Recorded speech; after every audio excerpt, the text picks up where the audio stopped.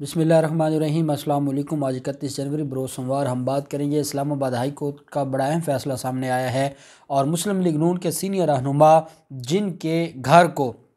جن کا بہت بڑا بنگلہ ہے اور اس کو بھگ کے سرکار ضبط کیا گیا تھا اور وہاں پر حکومت پنجاب نے غریبوں کے لیے ایک ویلفیئر کا ادارہ بنایا تھا اور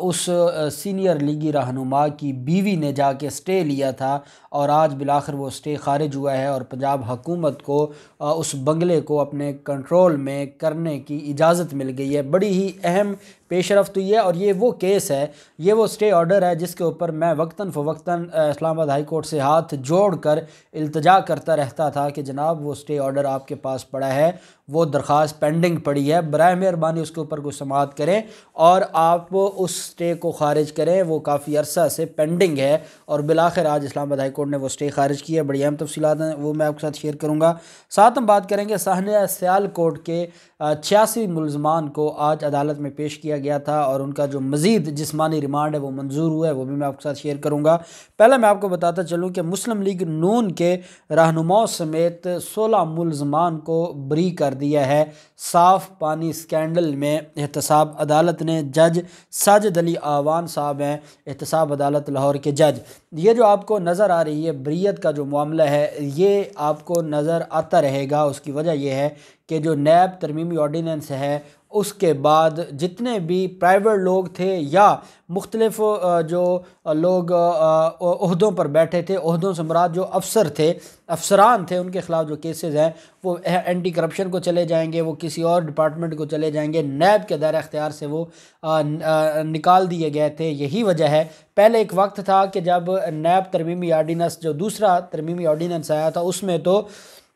جو پبلک ایٹ لارج کے ساتھ فراڈ تھا، جیسے مختلف پیراگون سوسائٹی نے کیا، پاک عرب سوسائٹی نے کیا، وہ جو تھا اس کو بھی نکال دیا گیا تھا اور بطور پبلک آفس ہولڈر اگر کوئی مس یوز آف اتھارٹی ہے اس کو بھی نکال دیا گیا تھا۔ بعد میں ان دو چیزوں کو رہنے دیا گیا اور صرف جو ٹیکس کے معاملات ہیں اور پرائیویٹ اور جو اس طرح کے لوگ ہیں جو اس سارے معاملے میں ملوث تھے ان کو ریلیف دیا گیا تھا اور کہا گیا تھا کہ ان کو نیب سے نکال کے جو ان کے متعلقہ معاملات ہیں اس میں بھیجا جائے۔ اب اس میں ذمہ داری تو بنتی تھی نیب کی، چیئرمین نیب کی، اور وہ ایسے تمام کیسز کا جائزہ لیتے اور ان کو بھجوا دیتے متعلقہ جو فورمز ہیں تاکہ یہ بریت کا سلسلہ ختم ہوتا اور عدالتوں کا وقت ضائع نہ ہوتا۔ اب چیئرمین نیب اس وجہ سے بھی مجبور ہیں کہ ایک ہی کیس میں 6 ملزمان ہیں، ان میں سے 2 ایسے ملزمان ہیں جو بڑے پبلک آفس ہولڈر تھے اور وہ نیب کے ہی دائرہ اختیار میں آتے ہیں۔ جیسے میں نے آپ کو میر شکیل الرحمان کا بتایا کہ وہ میر شکیل الرحمان اگر نیب ترمیمی آرڈیننس کے بعد اس فال نہیں کرتا نیب کے قانون کے تحت کہ اس کے خلاف کارروائی کی جائے تو نواز شریف تو فال کرتا ہے نا، وہ بطور وزیر اعلیٰ یہ سارا کچھ کر رہا تھا۔ بالکل ایسے ہی اگر صاف پانی کیس کو دیکھتے ہیں تو شہباز شریف کی بیٹی اور داماد وہ جو سارے معاملے میں ملوث تھے تو وہ بطور وزیر اعلیٰ ہاؤس کو استعمال کر رہے تھے، اس عہدے کو استعمال کر رہے تھے۔ اس وجہ سے کچھ کیسز ایسے ہیں جہاں پر کچھ ملزمان ہیں جن کو ریلیف ملنا ہے، کچھ ملزمان ہیں جن کو نہیں ملنا، تو یہ جو کیٹیگری ہے الگ الگ اس کو دیکھا جا رہا ہے۔ اب یہ مسلم لیگ نون کے رہنما انجینئر راجہ قمر الاسلام سمیت وسیم اجمل اور بقیہ 16 ملزمان کو بری کیا گیا ہے صاف پانی ریفرنس میں۔ ملزمان کی بریت کی درخواستیں تھیں جن کو منظور کیا گیا ہے۔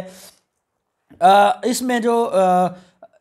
رابعہ عمران ہے جو اور علی عمران جو شہباز شریف کی بیٹی اور داماد ان کو اشتہاری قرار دیا جا چکا ہے اور ان کی جائیداد کرکی کے احکامات بھی جاری ہو چکے ہیں۔ پنجاب میں صاف پانی کی فراہمی کے لیے شروع کیے جانے والے کمپنی اس میں بڑے پیمانے پر خرد برد کی گئی تھی اور ایک سماعت کے دوران سپریم کورٹ میں یہ انکشاف ہوا تھا کہ 4 سال میں 116 فلٹریشن پلانٹ لگایا گیا جن پر 400 کروڑ روپے خرچ کیے گئے تھے۔ نیب کے مطابق صاف پانی کمپنی میں جو خرد برد ہے اس میں سابق وزیر اعلیٰ شہباز شریف خود، ان کے صاحبزادے حمزہ شہباز اور داماد علی عمران ملوث ہیں جو نیب کے پاس زیر تفتیش ہے۔ نیب نے ابھی تک حمزہ شہباز اور شہباز شریف کے حد تک چلا جو ریفرنس ہے وہ جمع نہیں کروایا، باقیوں کے حد تک جمع کروا دیا تھا اور اس میں شریف خاندان اور شریف فیملی کو چھوڑ کے باقی ملزمان کو آج عدالت نے بری کر دیا۔ یہ 16 ملزمان تھے جن کو بری کیا گیا۔ پھر معاملہ آ جاتا ہے سانحہ سیالکوٹ کا۔ 86 ملزمان کی عدالت میں پیشی تھی، اور 86 ملزمان کو جب عدالت میں پیش کیا گیا، اس میں جو 79 ملزمان وہ ہیں جو جسمانی ریمانڈ پر پولیس کے پاس تھے، اور 7 ملزمان وہ تھے جو جوڈیشل ریمانڈ پر پہلے ہی عدالتی تحویل میں تھے۔ ان کو آج عدالت میں پیش کیا گیا۔ عدالت میں جو پولیس ہے انہوں نے مزید 14 روزہ جسمانی ریمانڈ کی استدعا کی تھی ملزمان کی۔ یہ دہشت گردی کا مقدمہ ہے۔ دہشت گردی اور نیب کے مقدمے میں 90 دن کا جسمانی ریمانڈ ہوتا ہے، اور باقی جو عام کرمنل میٹرز ہیں اس میں صرف 14 دن کا جسمانی ریمانڈ، میکسیمم 14 دن کا دیا جا سکتا ہے۔ تو عدالت نے اس میں مزید 14 روز کا جسمانی ریمانڈ منظور کر لیا ہے 79 ملزمان کا، اور جو 7 اس میں ملزمان ہیں جو پہلے جوڈیشل ریمانڈ پر تھے، عدالت نے ان 7 ملزمان کو بھی 14 روزہ جوڈیشل ریمانڈ پر عدالت نے بھیج دیا ہے۔ عدالت نے کہا ہے کہ ان ملزمان کو پولیس لے کر آئے گی جو پولیس کسٹڈی میں ہے 14 فروری کو، اور 14 فروری کو ہی بقیہ جو جوڈیشل ریمانڈ پر ملزمان ہیں 7 وہ بھی عدالت میں پیش کیے جائیں گے، اور اس کے بعد پھر عدالت فیصلہ کرے گی کہ ملزمان کو جوڈیشل کرنا ہے، اس کے بعد چلان آئے گا، اور چلان کے بعد یہ کیس جو ہے وہ آگے بڑھے گا۔ اور جب آج عدالت میں پیش کیا گیا تو میڈیا نمائندگان بھی وہاں پر موجود تھے۔ پولیس کی اور میڈیا نمائندگان کی آپس میں تلخ کلامی بھی ہوئی، اور میڈیا کے لوگوں کو روکا جا رہا تھا کہ وہ سوالات نہ پوچھیں ملزمان سے، اور جب ملزمان پولیس کسٹڈی میں ہوں تو اس وقت میڈیا کا یہ کام نہیں بنتا کہ وہ ڈائریکٹ ملزمان سے سوالات کریں، لیکن کیونکہ ہمارے ہاں کسی بھی چیز کا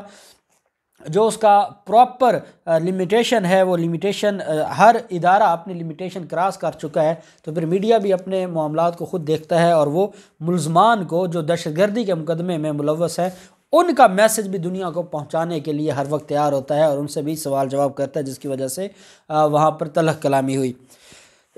دوسری طرف معاملہ آتا ہے اسلام آباد ہائی کورٹ کا۔ اسلام آباد ہائی کورٹ میں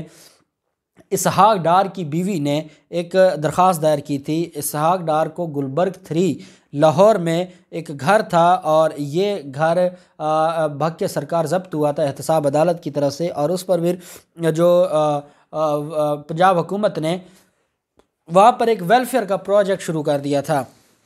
تبسم اسحاق جو بیوی ہے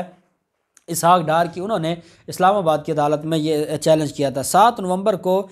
جو ضبط کر کے نیلام کرنے کا حکم دیا تھا 7 نومبر 2020 کو، اور اس فیصلے کو چیلنج کیا گیا تھا، اور یہ آپ اندازہ لگائیں کہ تقریباً 1.5 سال تک یہ سٹے آرڈر پہ چلتا رہا۔ احتساب عدالت کے فیصلے کے بعد مسلم لیگ نون کے رہنما سابق وفاقی وزیر خزانہ کے گھر کو پناہ گاہ میں بدل دیا تھا پنجاب حکومت نے۔ اسحاق ڈار کے گھر میں بستر لگوا دیے تھے۔ 7 کنال کا یہ بنگلہ ہے، تمام کمروں میں بستر لگا دیے گئے تھے، اور گھر کے باہر پناہ گاہ کا بورڈ بھی لگا دیا گیا تھا۔ اسحاق ڈار کے گھر میں موجود تمام کمرے ایئر کنڈیشنڈ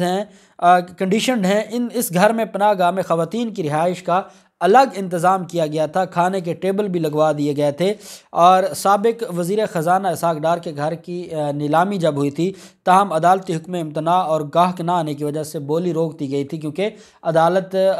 کی طرف سے سٹے آ گیا تھا، اور assistant commissioner model town Lahore نے نیلامی اگلی تاریخ کے لیے مؤخر کر دی تھی۔ Assistant commissioner model town Zeeshan Ranjha نے اس موقع پر کہا تھا کہ اسحاق ڈار کے سیکرٹری نے اسٹے آرڈر دکھایا ہے، قانونی ٹیم اسٹے آرڈر کا جائزہ لے گی، اور اس وجہ سے جو ان کی نیلامی ہے اس کا اگلی تاریخ مقرر کی گئی تھی۔ پھر اس کے بعد پنجاب حکومت نے اس کو پناہ گاہ بنانے کا جو فیصلہ کیا تھا، اور پناہ گاہ بنانے کے حوالے سے جو پنجاب حکومت ہے ان کی طرف سے یہ کہا گیا تھا کہ یہ پبلک ویلفیئر کے لیے اس کو استعمال کیا جائے گا، لیکن بدقسمتی یہ ہے کہ جو اس میں اسحاق ڈار ہے اس کی بیوی نے جا کے یہ سٹے لے لیا تھا، اور جب اسحاق ڈار کے خلاف آمدن سے زیادہ اثاثہ جات کیس احتساب عدالت میں پینڈنگ تھا تو بڑا عرصہ اس پر کارروائی نہیں ہوئی تھی، کیونکہ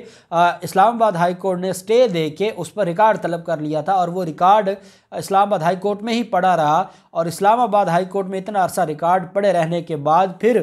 احتساب عدالت نے رجسٹرار اسلام آباد ہائی کورٹ کو لکھا تھا کہ برائے مہربانی وہ ریکارڈ واپس کر دیا جائے تاکہ ہم اس کیس کو آگے چلائیں، اور یہ جو درخواست ہے یہ دوبارہ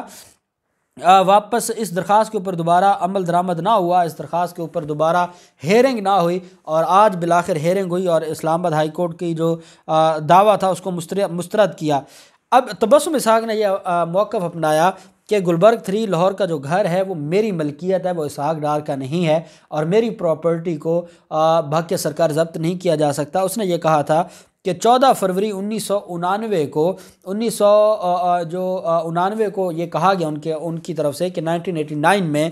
یہ جو گھر تھا میرے نام ایک گفٹ ڈیڈ بنائی اسحاق ڈار نے، مجھے ہبہ کیا تھا، مجھے بطور تحفہ دیا تھا۔ اب جو نیب حکام تھے انہوں نے عدالت کو بتایا کہ اگر 1989 میں ان کے نام پر یہ پراپرٹی ہوئی تھی تو ہم نے جب یہ ضبط کیا ہے تب تک جو ریونیو کا ریکارڈ ہے اس میں مالک اسحاق ڈار ہے۔ اگر اس کے نام پر 89 کی کوئی تھا، اس کے پاس گفٹ ڈیڈ تھی تو یہ اپنے نام پر ٹرانسفر کرواتی۔ جو پراپرٹی ٹرانسفر نہیں ہوئی اور جب یہ ضبط ہوئی ہے اس دن وہ جس ملزم کے نام پر تھی وہ اشتہاری ہے، تو پھر ہمارے پاس کوئی اور طریقہ نہیں تھا بجائے سوائے اس کے کہ ہم اس کی پراپرٹی کو ضبط کرتے۔ اسلام آباد ہائی کورٹ نے کہا کہ اگر آپ کے پاس 1989 کا کوئی ڈاکومنٹ تھا تو آپ سول کورٹ جاتی، آپ اس کو یا اپنے نام پر ویسے ٹرانسفر کرواتی یا آپ اس کو ڈکلیئر کرواتی کہ وہ آپ کی ملکیت ہے۔ صرف ایک ڈاکومنٹ کی بنیاد پر آپ کیسے یہ الج کر سکتی ہیں؟ وہ ڈاکومنٹ جو اپنی جو اس کا اثر ہے وہ کھو چکا ہے اور وہ اتنا عرصہ ہو گیا ہے اس کے اوپر عمل درآمد نہیں ہوا، تو عدالت نے کہا کہ سارے کے سارے جو معاملہ ہے اب عدالت کے فیصلے کے بعد حکومت کو اسحاق ڈار کا جو گھر ہے گلبرگ 3 کا،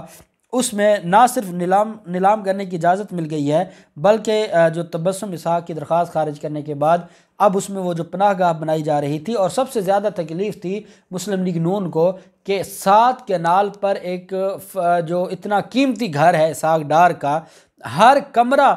جو ایئر کنڈیشنڈ تھا، تو اس کو جب پناہ گاہ بنانے کا عمران خان نے اعلان کیا تھا اور پنجاب حکومت نے، تو اس پر بڑی تکلیف تھی کہ ایک وقت تھا یہاں بادشاہ رہتے تھے یا بادشاہوں کا منشی رہتا تھا اور اب وہاں پر غریب رہیں گے، اس بات کی بڑی تکلیف تھی، اور تبھی یہ دوڑے گئے تھے اسلام آباد ہائی کورٹ میں یہ اسٹے لینے کے لیے، جو بالآخر آج خارج ہوا ہے۔ اب دیکھتے ہیں کہ اس کو نیلام کیا جاتا ہے اور جو رقم ہے وہ سرکار کے خزانے میں جمع کروائی جاتی ہے یا اس کو پناہ گاہ بنایا جاتا ہے۔ جو بھی تفصیلات ہوں گی آپ کے ساتھ شیئر کرتے رہیں گے۔ اللہ پاک پاکستان کا حامی و ناصر ہو۔ بہت شکریہ۔ اللہ حافظ۔ پاکستان زندہ باد۔